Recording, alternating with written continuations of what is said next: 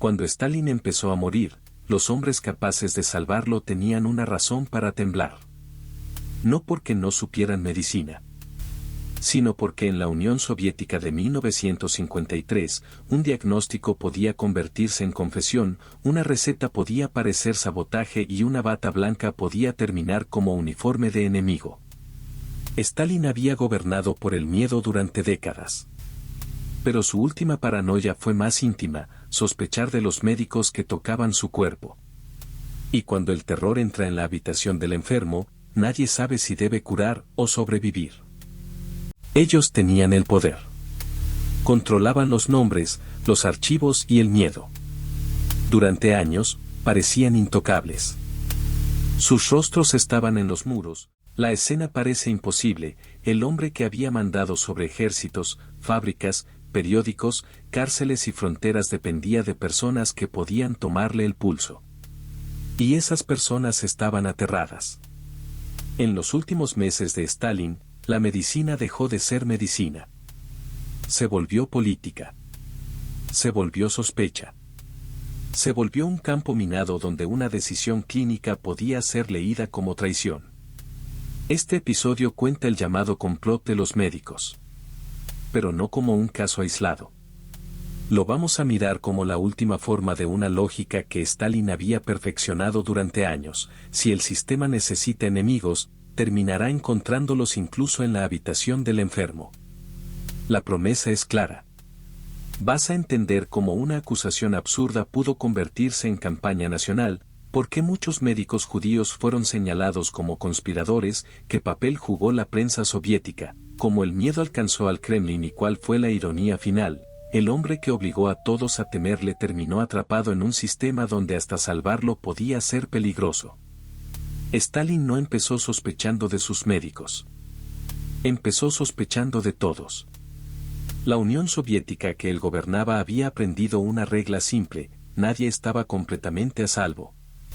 Un héroe de guerra podía caer. Un ministro podía desaparecer. Un amigo antiguo podía confesar delitos imposibles. Una palabra equivocada podía convertirse en expediente. El poder de Stalin no estaba solo en ordenar arrestos. Estaba en lograr que la gente imaginara el arresto antes de hablar. Ese miedo fue útil durante años. Mantuvo obediencia. Silenció dudas. Rompió redes de confianza. Pero el miedo tiene una característica venenosa: cuando se vuelve costumbre, necesita nuevos objetivos para seguir vivo. Después de la guerra, el régimen soviético entró en una etapa de tensión interna. Había cansancio, heridas, rivalidades, antisemitismo creciente disfrazado de campaña contra cosmopolitas, purgas administrativas y una élite que sabía que la vejez de Stalin abría una pregunta mortal. ¿Qué pasaría cuando el hombre del centro ya no pudiera controlar la sala? El primer loop de esta historia está ahí. Antes de que Stalin muriera, muchos ya estaban pensando en el día después.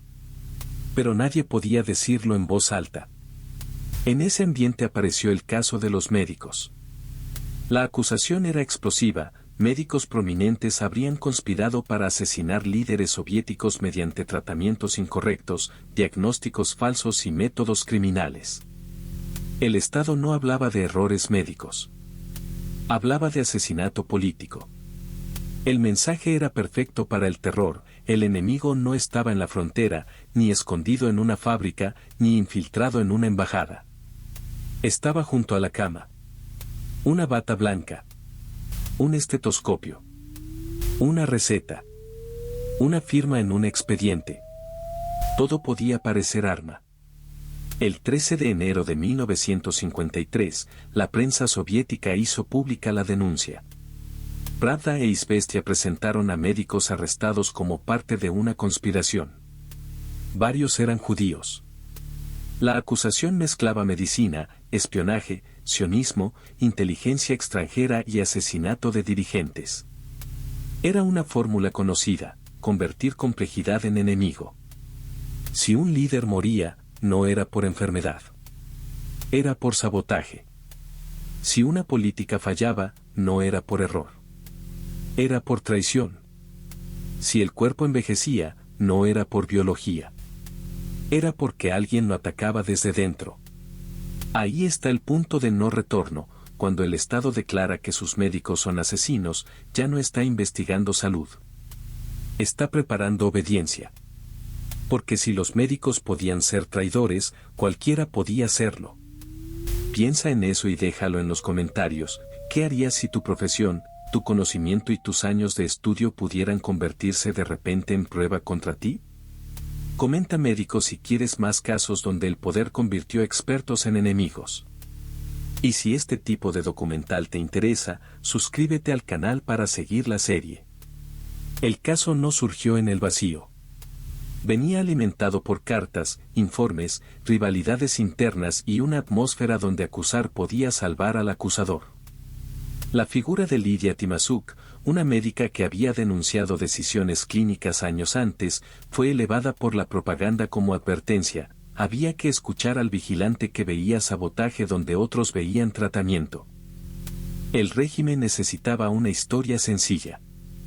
Los líderes soviéticos habían enfermado o muerto. Alguien debía ser culpable. Y si el culpable además podía conectarse con extranjeros, judíos, servicios de inteligencia y enemigos ideológicos, la maquinaria tenía combustible suficiente para una nueva purga. Ese es el momento wow de este episodio. El complot de los médicos no fue solo paranoia personal. Fue una tecnología política. Transformaba miedo privado en campaña pública. Convertía la enfermedad del poder en acusación contra quienes debían tratarla. La medicina depende de confianza. El estalinismo dependía de sospecha. Cuando esas dos lógicas chocaron, ganó la sospecha.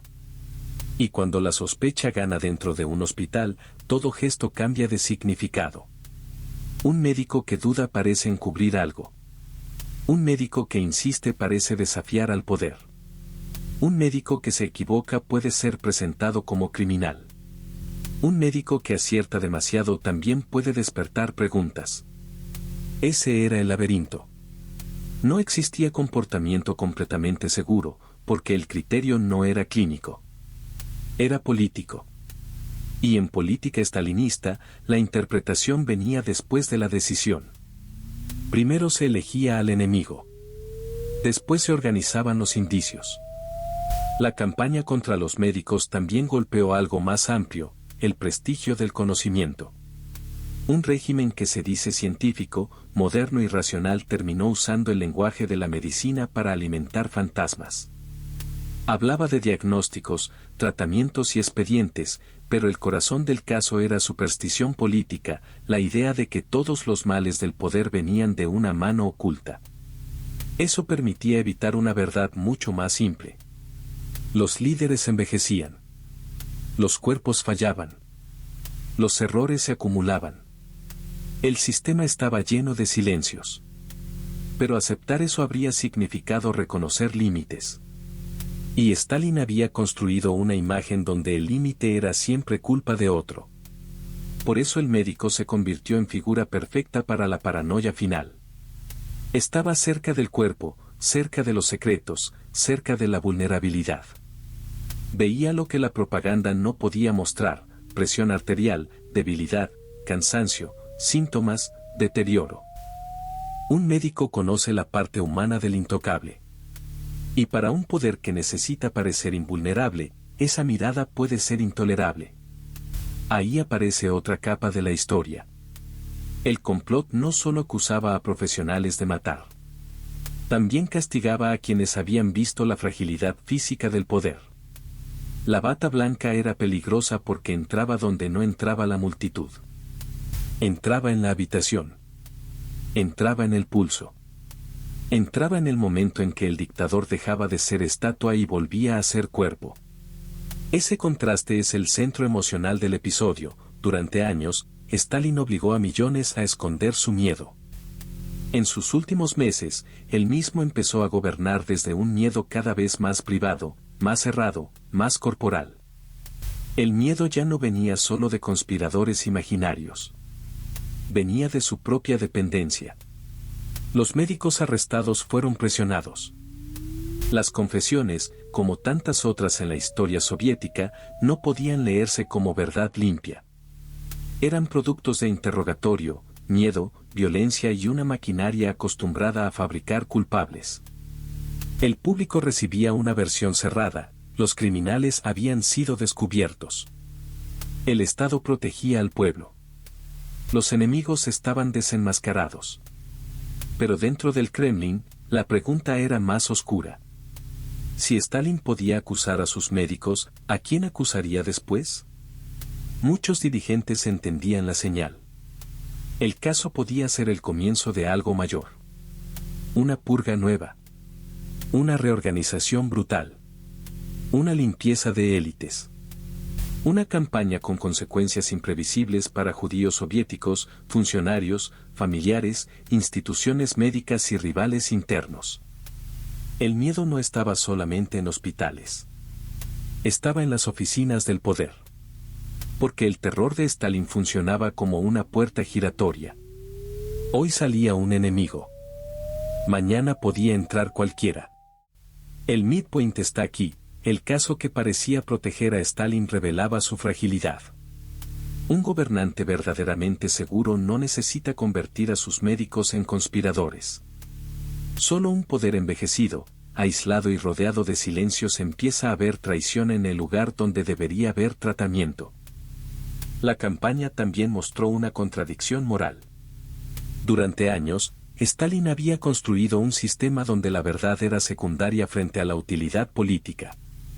Si una confesión servía, se publicaba. Si una acusación ordenaba el miedo, se amplificaba. Si una mentira estabilizaba el relato, podía volverse doctrina. Pero al final, esa misma cultura de mentira rodeó su propio cuerpo. ¿Quién se atreve a decirle al dictador que está enfermo? ¿Quién se atreve a tocarlo si un tratamiento puede ser leído como crimen? ¿Quién se acerca al hombre que puede convertir un error médico en sentencia? Comparte este episodio con alguien que cree que la paranoia solo destruye a los enemigos. La paranoia también destruye la información. Y un líder sin información verdadera empieza a gobernar un país imaginario, rodeado de gente que sonríe para sobrevivir. Mientras la campaña crecía, el lenguaje público se endurecía. Los acusados eran presentados como monstruos. La prensa no buscaba matices. Buscaba dirección emocional. El ciudadano común debía sentir rabia, miedo y gratitud hacia el Estado que decía haber descubierto la amenaza. Así se fabrican campañas de terror, no basta con arrestar. Hay que enseñar a la población cómo sentir sobre el arresto. La imagen de los médicos como asesinos era especialmente poderosa porque invertía el símbolo. Quien debía curar aparecía como quien mata. Quien debía proteger la vida era acusado de destruirla desde dentro. Eso activa un miedo primitivo. Si no puedes confiar en el médico, ¿en quién puedes confiar? Y esa era precisamente la utilidad política. Un pueblo que no confía en nadie depende más del Estado. La caída del caso llegó de una forma que nadie podía anunciar antes. Stalin murió el 5 de marzo de 1953. La maquinaria siguió unos días con su inercia, pero el centro que la empujaba había desaparecido. Y entonces ocurrió lo que revela la naturaleza real del caso. En abril, el propio aparato soviético anunció que las acusaciones eran falsas. Las confesiones habían sido obtenidas mediante tortura. Los médicos fueron exonerados, salvo quienes ya habían muerto durante el proceso. El enemigo absoluto se deshizo casi de un día para otro. No porque hubiera aparecido una verdad nueva, sino porque el hombre que necesitaba esa mentira ya no podía usarla. Esa es la escena de caída. No hay multitud derribando una estatua. No hay juicio final contra Stalin en vida. Hay algo más frío, una acusación monstruosa se evapora cuando el poder que la sostenía deja de respirar. La ironía histórica es devastadora. Stalin pasó décadas enseñando que cualquiera podía ser enemigo del Estado. Al final, su sistema llegó a mirar con sospecha a quienes podían mantenerlo vivo. El poder absoluto quiso controlar la política, la historia, la memoria, la economía y el miedo. Pero no pudo controlar la vejez. No pudo controlar el cuerpo. No pudo controlar el silencio de una habitación donde todos sabían que acercarse demasiado podía ser peligroso. Y cuando murió, muchos de los que habían repetido la acusación empezaron a desarmarla con la misma frialdad con que antes la habían construido. Esa es la lección sombría: en un régimen basado en miedo, la verdad no gana porque sea más fuerte. A veces gana solo cuando la mentira pierde a su dueño. Deja en los comentarios esta pregunta: ¿el complot de los médicos fue la última purga que Stalin no alcanzó a completar, o fue el síntoma final de un sistema que ya estaba devorando su propia capacidad de sobrevivir? Suscríbete para seguir esta ruta por los hombres que parecían intocables y terminaron atrapados por el miedo que ellos mismos habían creado. Porque si este caso muestra la paranoia en la cama del dictador, el próximo muestra algo igual de oscuro: como un líder puede fabricar a otro, y descubrir que su creación ya no obedece.